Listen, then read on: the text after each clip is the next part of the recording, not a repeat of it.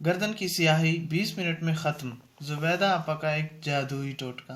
अस्सलामुअलैकुम नाज़रीन, हम अपने चेहरे, हाथों, पैरों और जिस्म के दूसरे हिस्सों की रंगत साफ़ सुथरी और गोरी करना चाहते हैं, और इसके लिए हम कई मुख्तलिफ टोटके भी आजमाते हैं, जिससे वक्ती तौर पर रंगत भी निखार आ जाता है, लेकिन बाद में फिर जिल्द की वही हालत हो जाती है और फिर हम परेशान हाल दूसरे टोटके इस्तेमाल करना शुरू होते हैं।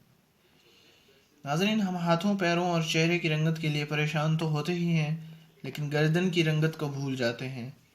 गर्दन भी हमारे जिस्म का एक ऐसा हिस्सा है जिसको हिफाजत की ज़रूरत होती है। इस पर मैल वगैरह पड़ती है और हम इसको साफ़ करने के लिए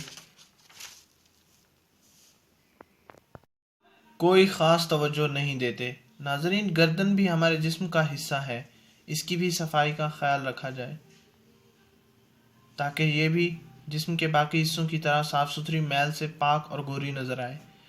नाज़रीन, आज हम आपकी गर्दन की मैल 20 मिनट में साफ़ करने का ज़ुबैदा आपा का एक बेहतरीन जादुई टोटका बताएंगे, जिसके करने से आप अपनी गर्दन जिस्म के बाकी हिस्सों की तरह चमका सकते हैं।